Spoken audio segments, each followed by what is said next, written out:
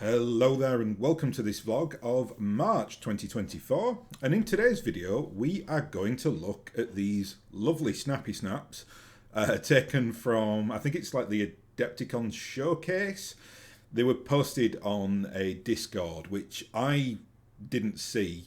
I don't know what Discord it was, but somebody very kindly sent me these pictures. There are three of them. And it's basically the new Mercenary Kickstarter box sets out in the wild. So, many of these mechs we have seen before.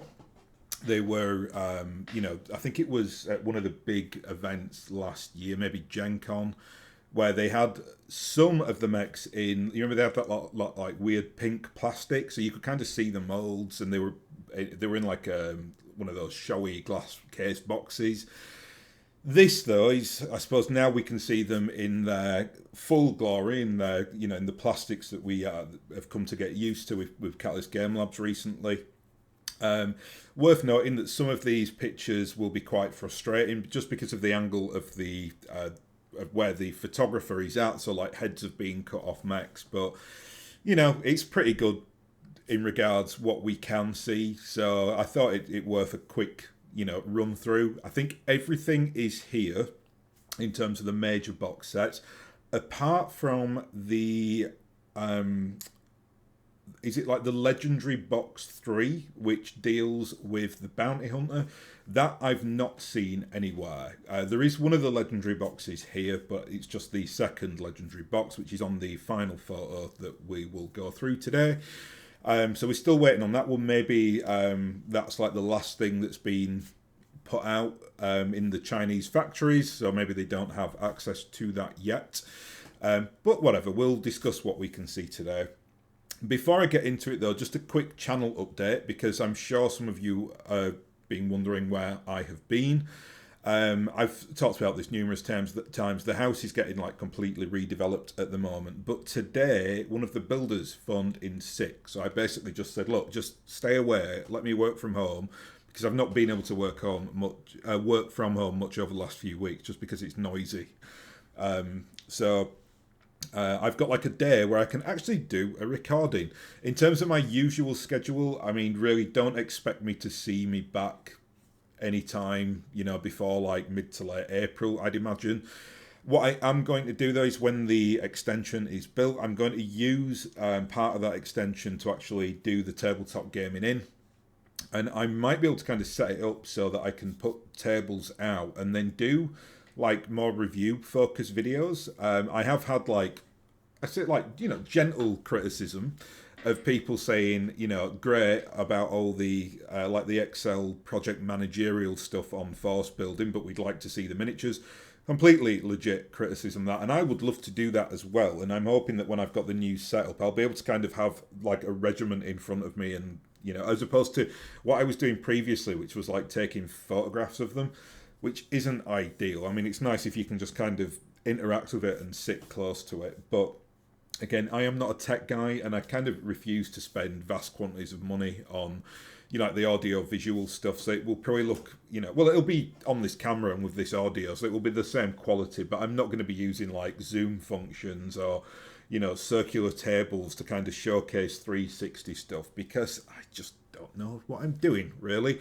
I'm more kind of on the content side of this than I am on the, very much more so than the kind of creative digital side of it, because I've got no idea about audio, video, to be honest, audio and visual, to be honest. I kind of just know enough to get by. Anyway, let's go through what we can see here anyway, because it is interesting. First thing to say is I do love the new box colour schemes here. You can see that there's like this, it's like a tan, dark, there's like blue into some of them. It just looks cool. It's like a cool camo. So very similar to the boxes that we've seen historically, but just a slightly darker shade. The last Kickstarter, they were very they're almost like a sandy colour, whereas now they've gone a bit darker, which kind of represents the branding of the mercenaries like pack anyway. Like all the big art that they did for that all had that kind of colour scheme, like dark red skies and like desert plains and things like that. So yeah, love that new colour. And we'll start up in the top left here. So we'll just have a zoom in and have a look at the Inner Sphere Battle Armor Platoon. Kind of good to start here as well, because I think this really is the one that I am most disappointed with. So let's get the disappointment out of the way first, because the rest of this is really quite, positive. Two things that I'm slightly anxious of with this pack, and I don't think it will go down very well in the community for these two reasons. The first is that we're only getting 4 squads, which is a platoon, granted.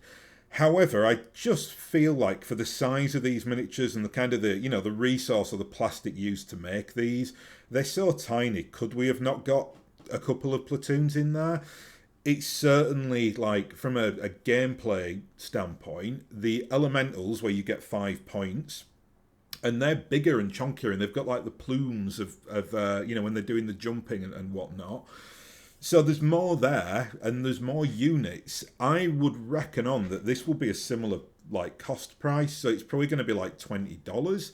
So it's basically $5 a shot for what is a tiny like infantry model, really, or 4 of them. The counterpoint to that is to say, well, there are technically 16 models there, but you and I both know that's slightly disingenuous. They're very small. And the second point, which I really don't think will go down well at all, is that they're all in the same pose, which I'm really quite disappointed about. I know we discussed this on Jump Point when we looked at the render for the Inner Sphere battle armor, and I think one of us made the point of, well, I wonder if this is just one of the models and the rest, some of them will be jumping, some of them will be in different poses. Turns out no. Turns out they're all in that same pose. People didn't like the fact that they'd done that on the elementals, so they're certainly not going to like that here, because there was a little bit of variety with the elementals, because you had certain points that were jumping, you had other points that were in this kind of pose where they were just kind of all flat on the base. So yeah, I am disappointed by that. I mean, my disappointment will be mitigated if they kind of put the price point quite low, maybe like $15, $18, something like that. But if they're going to charge $20 for it, I think that's pretty poor value. And I think the issue is with this from a gameplay perspective is that people like to spam things like battle armor, especially like Inner Sphere battle armor, which is readily quite cheap. So yeah, a bit disappointed in that, but not the end of the world. And I think I'm getting between 3 and 5 boxes of this, so that will give me plenty of battle armor to be getting on with. And I do have a host of old metal battle armor. Important to note as well, the old metal sculpts are all in like the same poses as well, so it's no real variation from that anywhere. Anyway, let's move on to something slightly more positive. So let's have a look at the Inner Sphere Pursuit Lance. If I keep looking down in this direction, by the way, it's just because I've got a full list of all the boxes that we are getting. So just for accuracy's sake, I'll try to make sure I cover everything properly here. So in this box set, we have the Dervish, the Clint, the Hermes 2, and the Cicada. Before anyone flags me, I know I say Cicada wrong, but I'm never going to not say it correctly, so sorry about that, but it is a Cicada. It's how my voice wants to say it, so there you go. Cicada here in the top left, a bit shadowed here by the box, but everything that we expected. The Cicada's a really fun mech, very, very fast, very undergunned. It's probably one of the worst mechs in BattleTech, but for that reason I actually really enjoy it, though it's very good at picking up objectives, because it is very quick. It's a good, it's a very quick Succession Wars era mech. So, not a bad mech by any stretch if you know what you are doing with it. And the model looks great there, obviously. Next up here, we've got, I think, probably the standout best, or for me anyway, the standout best mech in this. This is the Hermes 2. The reason I love this mech so much is because of the size of that flamer on the left arm there. It's just a regular old flamer, but it's like, I mean, I know it's all blurred out there, but it's just huge. It's like the entire arm. So I just really, really like that. I kind of wish that they'd have taken that direction for other flamers, because I know that, in the previous models that we've got, you don't really see the flamer like at that size, even if it's just like a couple of points on the torso or something, they either just ignore it or it'll just be like a little, like maybe like a machine gun type node or something like that. Whereas this thing is just a monster. So, it's actually, rules as written, it's probably the worst weapon in the game as well. So it takes up like the entire arm, presumably at the expense of a hand actuator. I've not checked that on the record sheet, but looks certainly like it does. But yeah, I've always had a thing for the Hermes too. It's quite an interesting mech. In fact, do you know what? I've got Flex open here, so let's just have a look actually at his loadout, so we can confirm that. Yeah, so left arm flamer, and yeah, it has no hand actuator, so it's the full shebang. And then we've got obviously a medium laser and an autocannon 5. So it's a bit of a derpy mech, quite quick, but an interesting one nonetheless. And I do love that model. Next up, let's have a look at the Clint. The Clint here is not a great mech, but really good for like colour in games, because it's got like the AC5, the medium laser on there. So I do like the Clint. I think in terms of models, it looks a bit like a Centurion Light. So it's, and the Centurion, I think I had a big critique of the Centurion during the last Kickstarter. I just felt like it was too skinny. It didn't really capture what I'd want to see in a Centurion. You get away with it more on a Clint because it's like 10 tons lighter than a Centurion, I think. So it kind of, it's justified to look a bit more skinny. But yeah, just not really like sold on that particular miniature. But again, when you've got it in hand, you might feel very differently about it. And then finally, I think we've got another great model here. This is the Dervish. I've always had a thing for the Dervish. I just love its like how its arms kind of encompass those lasers, and then it's got like the big chest area for the LRM-10s. Looks really like a soldier mech. Not the greatest mech by any stretch, the Dervish, but definitely like a welcome mech to have here. This is one of those lance packs as well that I've really been desperate for them to do this, where it's like they're not just all like big assault crunchy mechs in there. It's just a mixture of like really quite average to poor medium mechs, which is kind of the standard in BattleTech, so I'm really glad that we're kind of getting these kind of options now. Next up, we've got the Innosphere Security Lance, which gives us our first quad mech here. So this box contains the Scorpion, the Jägermech, the Vulcan, and the Whitworth. Stay with the Scorpion first. We've actually had much better pictures of this because they were very much on show when we got the previous plastics release. So they're actually better photos. But again, you can kind of see how its legs are really like situated here though, with like one kind of stomping up and the other one kind of finding gravity. And I'm so delighted we're getting quad mechs that we can actually use on tabletop, or more specifically that I can use, because I could never get the old metal models just to even pin correctly, so they were just a disaster, just not designed properly, whereas this looks like very much, obviously, it's all one model, so it's a lot better. Not sure about these like plastic pins they've got to kind of hold them up. I may remove that and just kind of reposition it. I don't mind it on things like helicopters, but I think when you're dealing it with putting them on the mechs, it looks a little bit weird. I don't really mind it on the Scorpion as such, but I know there's one on the Goliath that I just don't know if it's necessary because it's got such a big footprint. Although saying that, if the footprints can't obviously get onto a full hex, which it kind of looks here like they can't, because the back leg looks to be, or the back left leg, as we can see it here, is up in the air, and the right leg is just kind of touching the hex. So maybe you can't do that, but it's not the end of the world. It's just something that I've always veered away from. I've never really liked it because when you kind of spray paint in miniatures, what I'll probably have to do is I'll have to remove the like the transparent area and then reaffix it after I've spray painted them. Otherwise, you end up spray painting it, and then it looks like part of the miniature, which just looks weird. Anyways, it's fine. It's not the worst thing in the world. Next up here, then, we have got the Whitworth, which is very much like a Dervish Light. You can see it's very similar to the Dervish. It's got those like side torso, I think they're LRMs in there. It looks similar kind of symmetry as well on the arms. It looks like a really solid model, that, so nice to see. For me, the standout in this pack is the Vulcan. The Vulcan, much like the previous flamer that we saw there on the Hermes 2, pretty sure that's a flamer. We can actually check this, obviously. Let's just go and have a look on the wonderful Flex app. Vulcan, he definitely does have a flamer somewhere. I think it's the 2Ts, the regular. Yeah, and he does. It's a flamer on the right arm. You can see it's a very fast mech, good jumping capabilities. Actually, I quite like the Vulcan. I know it's not going to be popular with a lot of people because a lot of people hate the AC2. But I think just for like maneuverability and for like anti-infantry, it's a very, very solid option. But again, you can see they've followed that design criteria on and put like a big chunk flamer on there, which I like.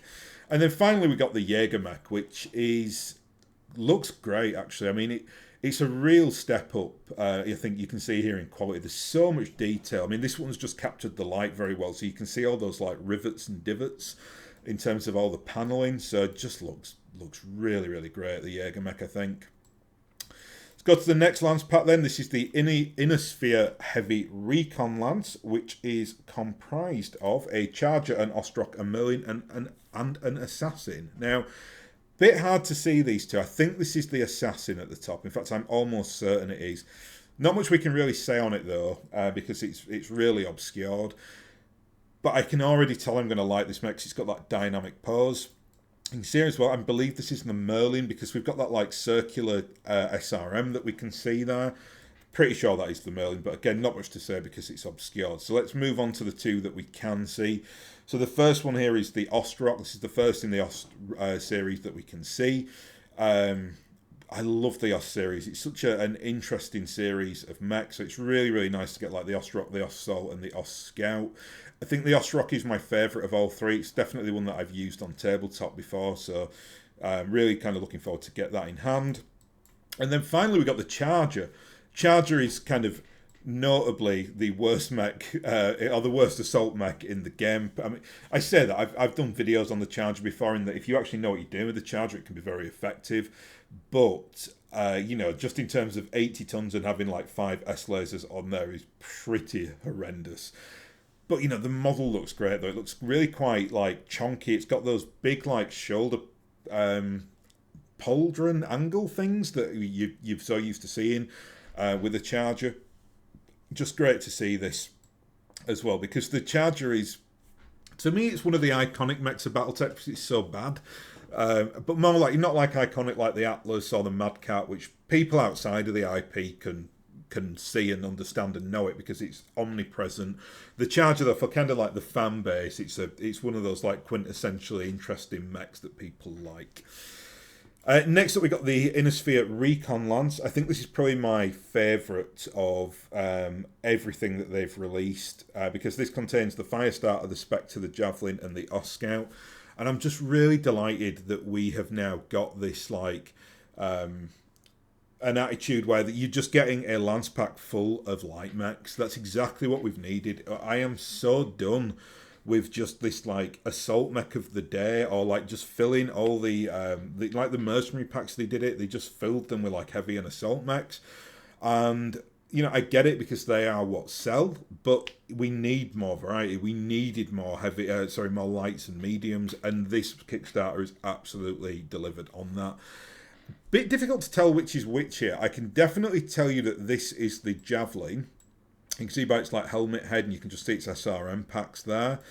This, I believe, is the Firestarter, but like the box has crumpled, and you can always tell the Firestarter, but it's got those big like I don't even know what you call them. It's like, I presume it's like where it keeps the fuel for the flamers, and you can just see the flamers there, I think, on the arm. So pretty sure that's the Firestarter, but not much to say because we can't really see it.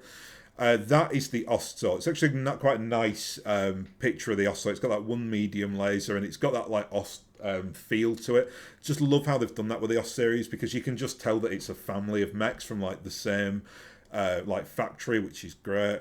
And then finally there, we've got a mech that I don't really know much about at all, which is the Spectre. So not really got much to say about that. It's kind of a bit of a left field mech. So really, I do like its feet though. It looks very stompy. So I'm quite excited to see that in action.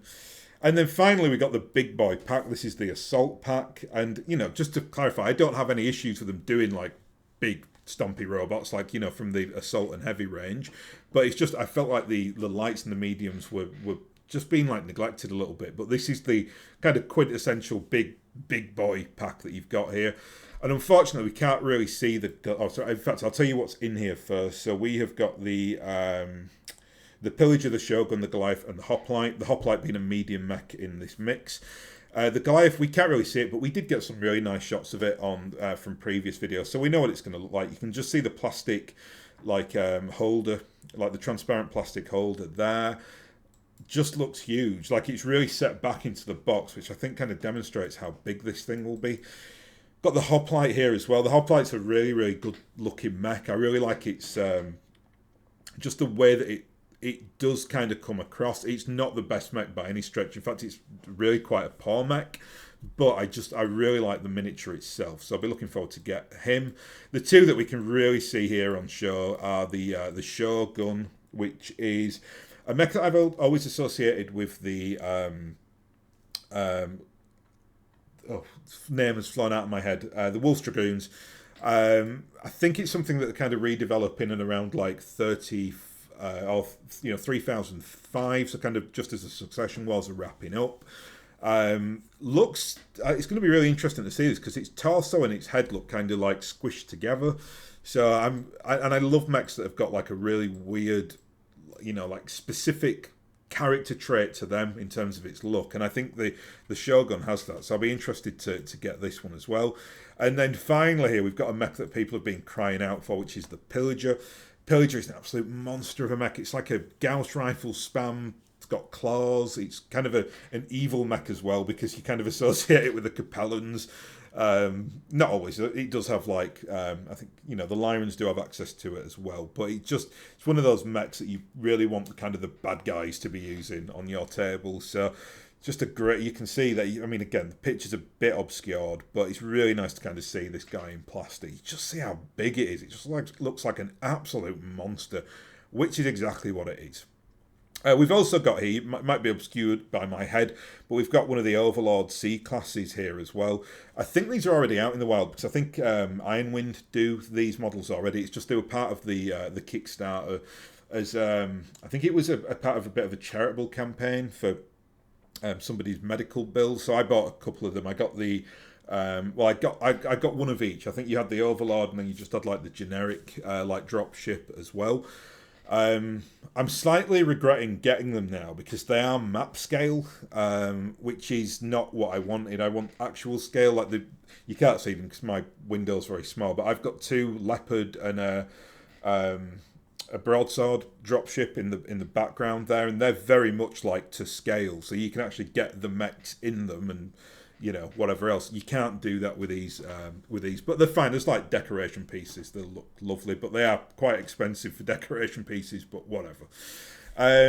Moving on then, let's have a look at the next photo. So here we've got all the vehicle packs. We've got some salvage packs, and we've got what looks like some dice trays in the back, but those dice trays look amazing. That's the Grey Death Legion art there, and that looks incredible. So yeah, if they're all of that quality, that is amazing. Really excited to get that.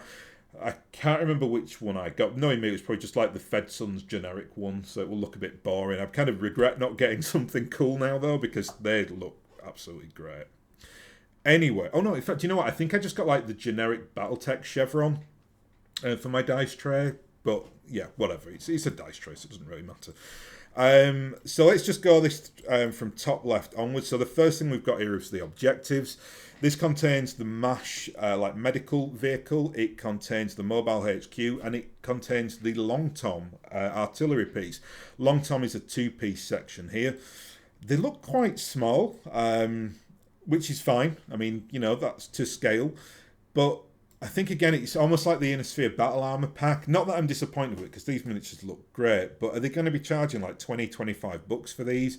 Because that's a lot for just like 4 little plastic miniatures. So again, we'll see what the price points are. But in terms of the Kickstarter, they're great, because obviously you can just add it as an addition to, you know, the vast amount of stuff that, well, certainly that I'm getting. So, you know, just I am looking forward to getting these, and I've kind of got them in a lot of forces now, so I'll be painting them in weird and wonderful ways.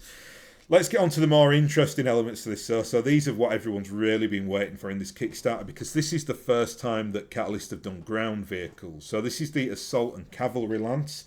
So let me see about finding this in the Excel, just so I don't get this wrong in terms of what is in here. So we have got, and you get 2 of each, important to note. So these are very good value. Even if they're kind of coming in at like $30, you still get 8 miniatures with them, which is fantastic. And this contains the Demolisher, the Shrek, the Condor, and the Pegasus. I'm not going, just for the sake of brevity, I'm not going to talk about everything here because there's a lot.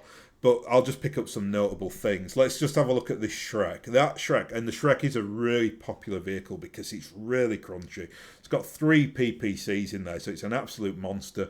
Like, they're pretty slow, but it really makes up for that with the range of having 3 PPCs.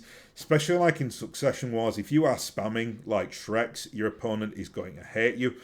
You've also got the Demolisher on here as well. Demolisher's a very famous tank in BattleTech. It's got the 2 AC-20s on there, so absolutely brutal if you get into range of it. But it's one of those vehicles that its bark is probably a lot worse than its bite, because it's going to have really struggle to get into range before you can like pick it to pieces and just destroy it, especially if you're using the new rules for vehicles, which makes them a lot less crunchy than if you're using like record sheets.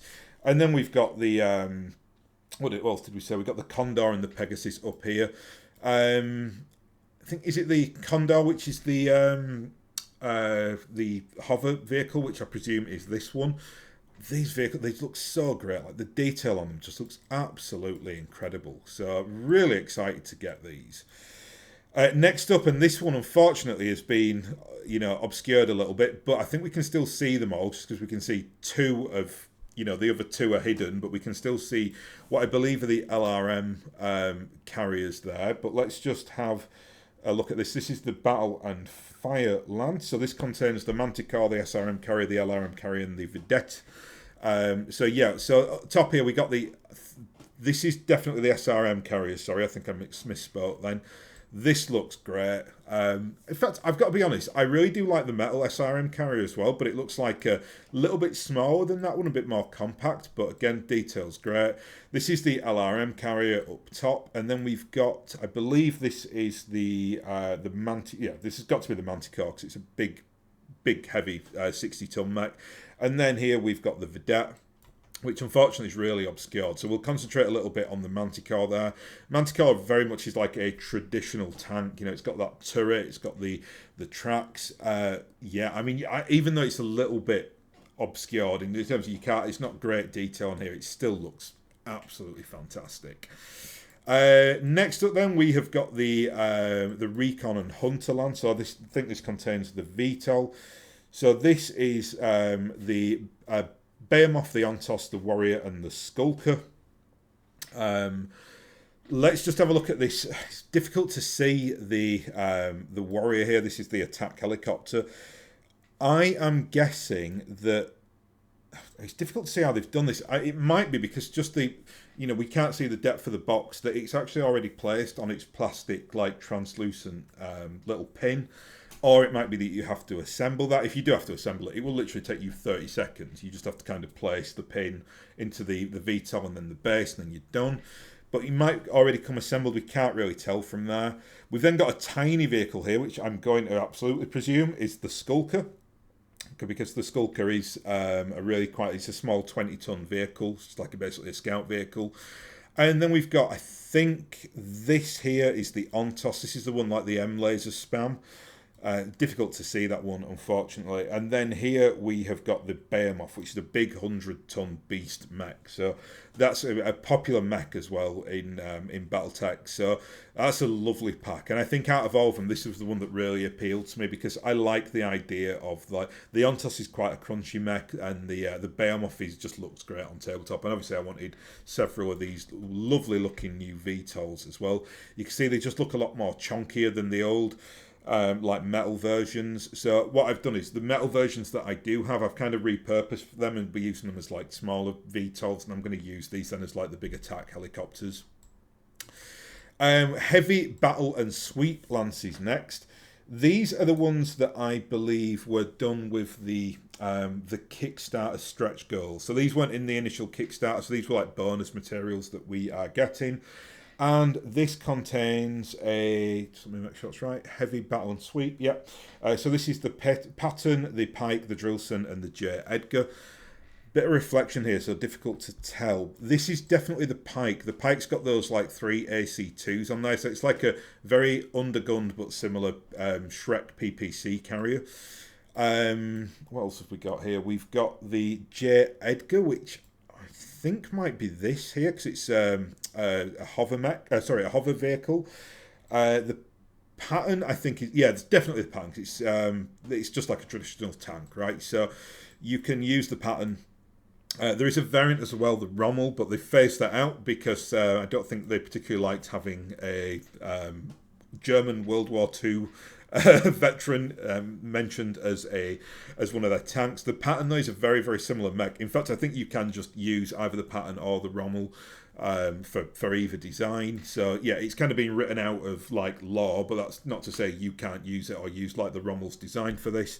And then finally, by the process of elimination, I'm pretty sure this then is the Drillson, which is a bit of a heavier hovercraft, so heavier than the J. Edgar, but still, again, unfortunately, there's reflection there, and I'm quite annoyed about that because I really was looking forward to the Drillson. It's a really, really fantastic vehicle.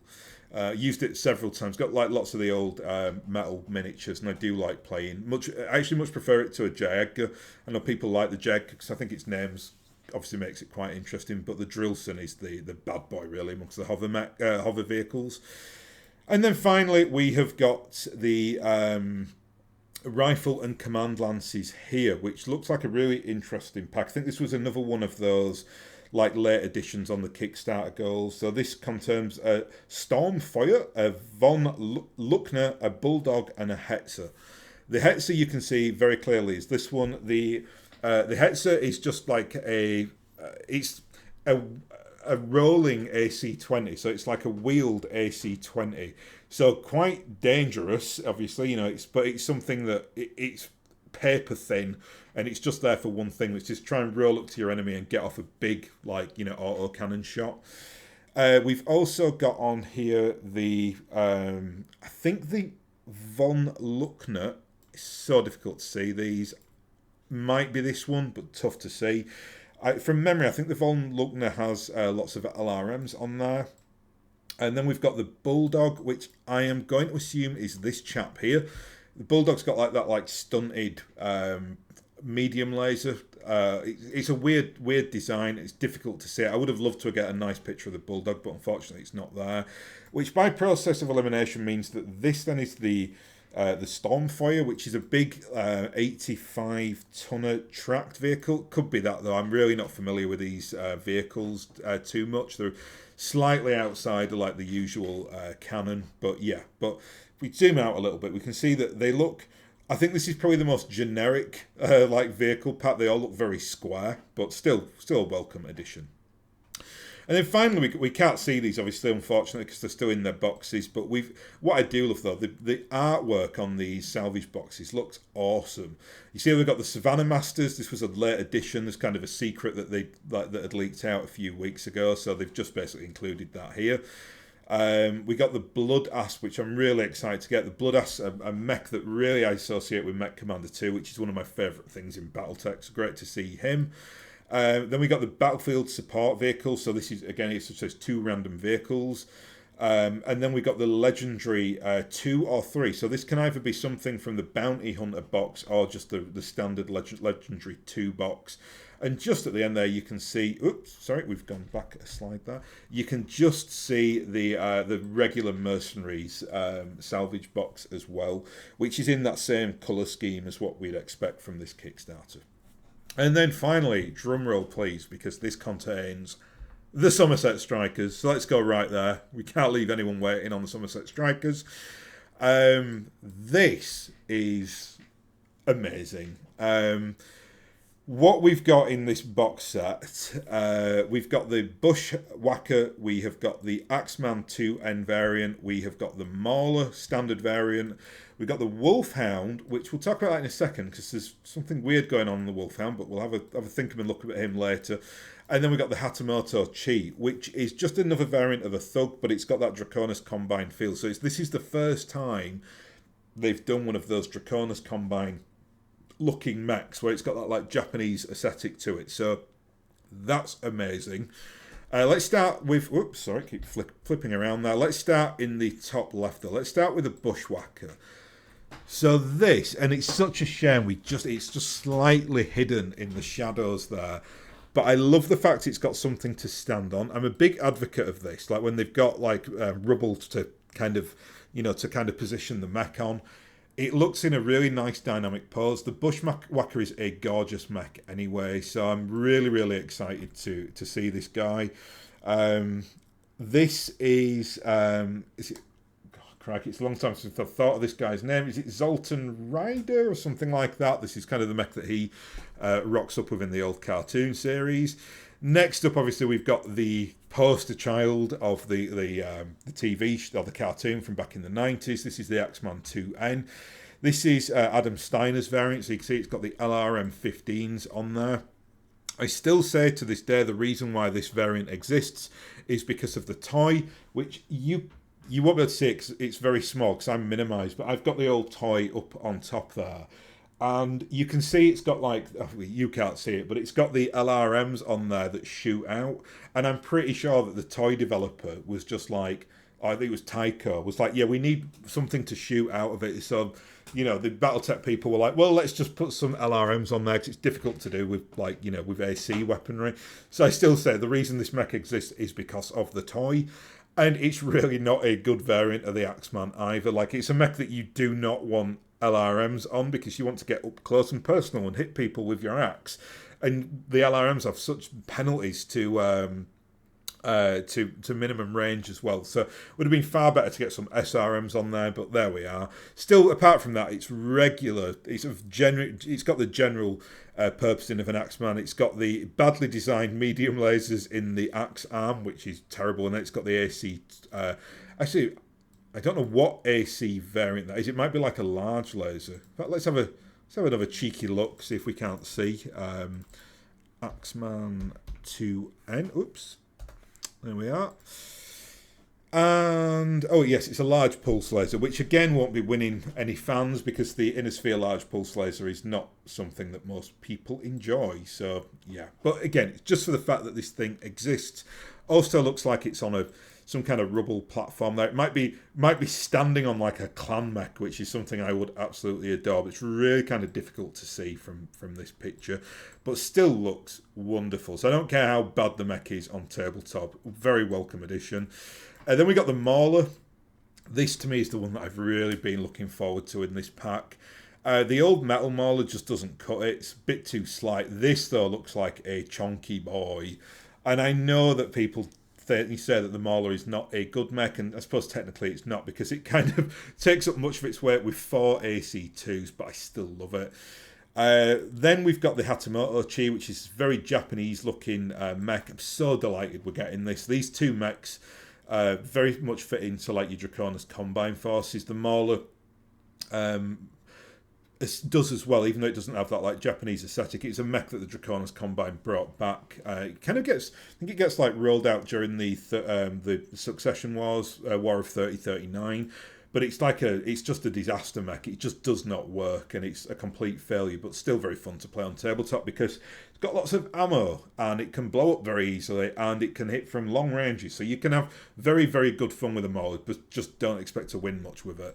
And then finally, we've got a really interesting one here because this is the Wolfhound. So first thing to note is he's kneeling down, so nice. Second thing to note is it looks like it's got 4 M lasers. Now, if it's a Wolfhound 2, this is just the first of a couple of oddities that I've seen in these packs. So let's just have a look at Wolfhound 2, which I'm pretty sure it is. I could be wrong there, but you can see it actually only has 3 medium lasers on the front, then it has 1 in the rear. So I'm not sure why it's had that one brought round to the front. Maybe it's a version that I don't know about, which is interesting either way. In the cartoon, it was very much seen as... it gets used by Adam Steiner's brother in like the first like pilot episode. And then it's still in the Somerset Strikers, it still gets like utilised. but it's just an interesting thing. Is it just a variant that I'm not sure about, or who knows? But I just assumed it was the Wolfhound 2 that they were operating. So I think out of all the packs, this is the one that I am just longing for. It was quite annoying because we just didn't meet the stretch goal on the Kickstarter where you get it for free. Didn't matter for me anyway because I still bought loads of them because I wanted to keep at least one of them just in its pack, just as like a memorial piece because I do love the Somerset Strikers. So that's just awesome. Anyway, let's move on from the Somerset Strikers to have a look at the legendary Mech Warriors 2 box. This is let's just get this up here. This includes the Devastator, the Charger, the Marauder, the Caesar, and the SM1 Tank Destroyer. These are piloted, so much like the first legendary pack, which included Natasha Kerensky, Greskin Carlisle, Aidan Pride, and Morgan Kell. This is kind of the second development. So these are like more obscure members of the kind of the legendary line, but they still they're still very famous people. So let's just deal with this one at a time. So the first one we got is the Caesar. The Caesar here, this is actually Marcus Giovanti's Caesar, so of the Avanti's Angels. I love that poster. We've not got the Caesar yet. The Caesar is actually included in the Mercenary box set, I believe. Just let me double check that. I think the Devastator is as well, so I'll just go and have a look in my list. And yes, Caesar and the Devastator are both included. So you'll be getting duplicates of those, but there'll be different sculpts, potentially different variants as well. I think this is a different variant of the Caesar. I think that's a Gauss rifle on its right torso there. So that's an interesting one to be getting. It looks great though. It just looks very dynamic in its pose. Next up, we got the I've mentioned the Mech Warrior there. So this is the Devastator. This is Marcus Barton's Devastator, who is from McCarran's Armoured Cavalry, I believe. I want to say that anyway, but I've not checked beforehand, but I'm pretty sure that's the case. And it looks very similar to the sculpt that we'll be getting in the Mercenaries core pack. So I don't know if it is just an identical duplicate or it might have a slight different pose. Really, really crunchy mech anyway, the Devastator. Next up, we got the kind of left field model in this pack, which is the SM1 Tank Destroyer. This is Kalandri Kel, so this is very much a character I'm not familiar with because it's in the Ilkhan era. I believe that's a UAC 20 on the front though, so it's a very, it's a lethal addition as a vehicle. If you get too up close and personal with it, that UAC 20 will be nasty. But the tank looks absolutely great. So much detail on it. Even on this fuzzy photo, you can see there's some really nice detail on there. Then we've got probably my personal favourite from this, which is Jeremiah Rose's Charger from the Blackthorns. Now we get a really kind of good look at the Charger here. So you can see his little pop gun in his right arm. It's got that little fist arm, but important to note, this is a very different variant of the Charger from the standard. This has got like an LRM carrier in there, in that like right torso, but I just love this mech. It just looks so fun. I already actually have Jeremiah Rose painted up in one of the old metal models, and I've kind of done some proxying on it. So I'll probably give this to like Draconis Combine Forces, because the Draconis Combine Forces have a lot of chargers. So I might have like the vanilla Charger and then the, this variant as well in there. And then finally we got the one that I am most confused about. So this is a Marauder. Now this is a mech I'm not familiar with, but this is Abdun Rikol's Marauder. This is very much like a Dark Age era mech. Very crunchy mech. I believe this, I actually had him pulled up here on Flex. I had Flex open. So this is the 7S variant. So you can see it's 2 ERPPCs and a medium X-Pulse laser. So it's got decent range on there. The X-Pulse lasers are basically the inner sphere equivalents of the upgrade to the M-Pulses. So they've got better range. Do a bit more heat though, and they don't do as much damage. So like everything with inner sphere, it's just not as good. Then it's got a Gauss rifle on there, and I want to give you a bit of an Exhibit A here. So it's got a Gauss rifle on the right torso, apparently. Let's go back to the picture. Where's the Gauss rifle? Should be here, right? Should be very, very clear. Big, chunky Gauss rifle on top. Nothing. I don't know what to say about that. I really don't. I don't know. It might be maybe that there are a couple of pieces that we just can't see here. Like, you remember we got in the Snords Irregulars pack, you got like the little head for the like the Frankenmech rifleman archer thing. Maybe there is like a couple of guns placed here somewhere that you can basically attach. But I am almost certain there is no gun there. So that's a really interesting development. Yeah, so we'll see what happens with that one. And then finally here we've got the clan stars. One of them's upside down, so I have to rotate the picture. But let's deal with the one that's not upside down first. So this is the clan cavalry star. And this contains, if I can find it, the clan cavalry star. This is the Black Python, the Shadowhawk 2C, the Griffin 2C, the Jenna 2C, and the Locust 2C. Important to know, I am no clan expert. I think I can kind of tell which is which here in this pack, but might not be able to do that on the pack that we're going to show after this. So I know I'm not a clan player, but I absolutely adore the Locust 2C. It's an absolute monstrosity of a mech. Even though it's tiny, it's just like a 25 tonner.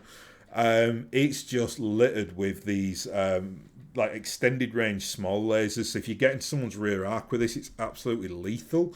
Looks great as well. Next there, this is the Shadowhawk. They do really weird things with the Shadowhawk and the Griffin variants. They're both undersized. So this Shadowhawk 2C is 45 tons, but you can tell it is a Shadowhawk. It looks like a Shadowhawk. And its kind of sister mech, I suppose, is the Griffin, which I believe is this one here. Yeah, it's got to be that one because that's the Jenna 2C. Never played with the Griffin 2C, but it's undersized, right? Like it's only a 40-ton mech, so it's 15 tons lighter than its the regular Griffin. So just an interesting choice by the clans, which is always welcome. I do like it when the clans get a little bit out of the box. Then we got the Jenna 2C here. Jenna 2C is like similar to the Locust 2. It's very, very quick and it can cause devastating damage. But it's like paper thin armor. So if you get a hit on this guy, he's going to explode. Especially given that he's got a lot of ammo in there, even though it's cased up, because obviously it's a clan mech. And then finally we got a mech that I've got very little familiarity with, which is the Black Python. Looks like a great model though. It's got that aeroplane chassis thing going on there. So yeah, excited actually to get that because I've never really thought about this mech before. And then next up we got our upside down lance here. So let's just rotate the picture so we can see it a little bit better. There we are. And unfortunately, it's not great in terms of how the kind of photo angle on this has happened. But this contains the Kraken, or the Bane, the Highlander 2C, the Phoenix Hawk 2C, the Grizzly, and the Rifleman 2C. So let's deal with the ones that I know first and can definitely see. So this is the Rifleman 2C. Rifleman 2C is an incredible mech. It's got 4 clan elm pulses on there. It's a nightmare. It's got that big, like, weird round head as well, which you can't really see there. But I am thinking this part, this is the one I'm most excited to get. We've then got the Highlander 2C, which looks just unproportioned, but in a good way. Like, its Gauss rifle just looks insane. It's got, like, LRMs on top of LRMs on this, like, left arm. Legs look absolute chonk. Like, he's not mislegged there. He's a beast. We've got that big, like, typical Highlander head as well, but what most importantly, you can see it's got 2 little antennas, which I'm delighted to see because the kind of quintessential antennas were not on the old Highlander or the regular Highlander. I think now maybe they've kind of designed a way to get the antennas on so they look good and they don't break off. Maybe they weren't really feeling comfortable with that on the last Kickstarter. Then here we've got the Bane or the Kraken. This is the one which has got like 1800 AC or UAC2s in the arms. Really excited to get that one. Looks like a great mech. Difficult to see from this picture here, but just a really interesting mech for clans because they don't particularly go in for UAC2s or certainly not AC2s. They don't use regular AC weaponry. They only use the UAC upgrades. And then we've got a Phoenix Hawk 2C and a Grizzly. Now I am going to assume that this is the Phoenix Hawk. I think it is. You can see I think it's got like 2 UAC-10 cannons on the side torso, I think. Again, not a great picture that, but, you know, it's just yeah, it still looks like in a great dynamic pose though. And it's weird, like the other kind of 2C variants all get undercooked. This one gets absolutely overcooked. So this bad boy weighs 80 tons, which is what, 35 tons heavier than a regular Phoenix Hawk. So yeah, clans. And then finally up here we got the Grizzly, which is one of the totem mechs, I think, from Clan Ghost Bar. Never used it before, but I can tell I'm going to like that mech. It looks like very diverse in its weapon loadout. It looks like it's got a nice dynamic pose as well. So that looks pretty awesome. These clan packs, I know there's only 2 of them, but I do think they look pretty spectacular.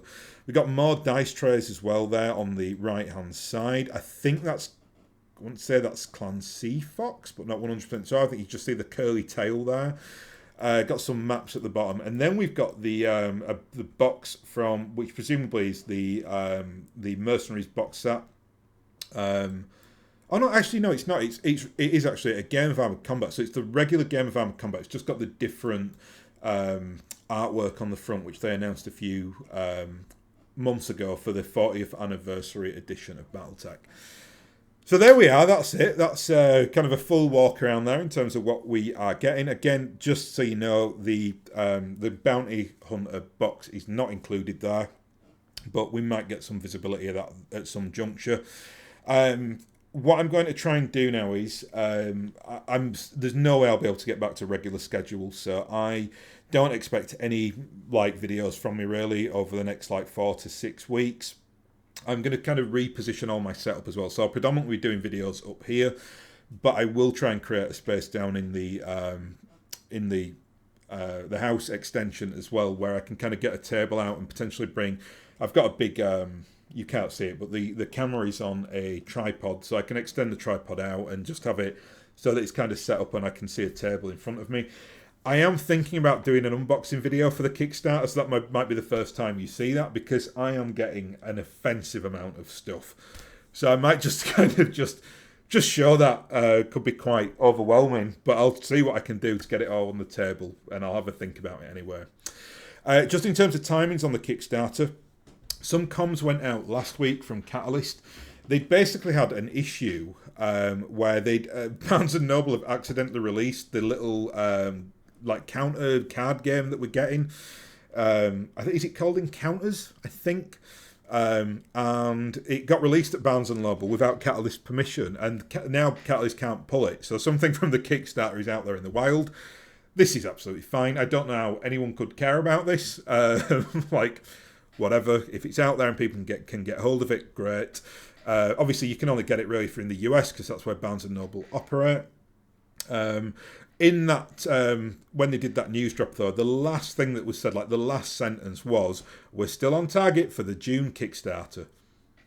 So there you go. So I'm really glad that it's not been delayed, because it's not been delayed at all, but I'm glad it didn't come too early, because for me personally, if I get that giant Kickstarter now, it's all going to have to sit probably behind me while I get my house sorted out, because believe you me, this is the only room in the house that is unaffected by the chaos of this redevelopment. So I'm more than happy with June. So we'll just say that.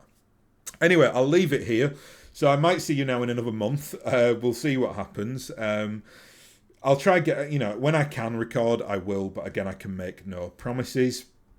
I will as well. You might see me on some Death from Above content over the next few weeks, though that may have all gone out. I've asked Aaron specifically if we can get an interim person from the team to do a couple of episodes while my kind of schedule is hectic. So I think what we'll be looking at, they'll be looking at doing episodes more orientated towards like tournament play. So we'll bring in some like specialists to do that. But I think when I return, I'll be doing an episode with a very special guest.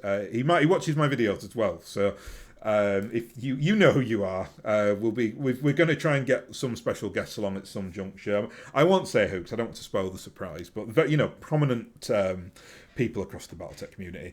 Anyway, I'll leave that here, so I hope you enjoyed that, and I will hopefully catch you again next time.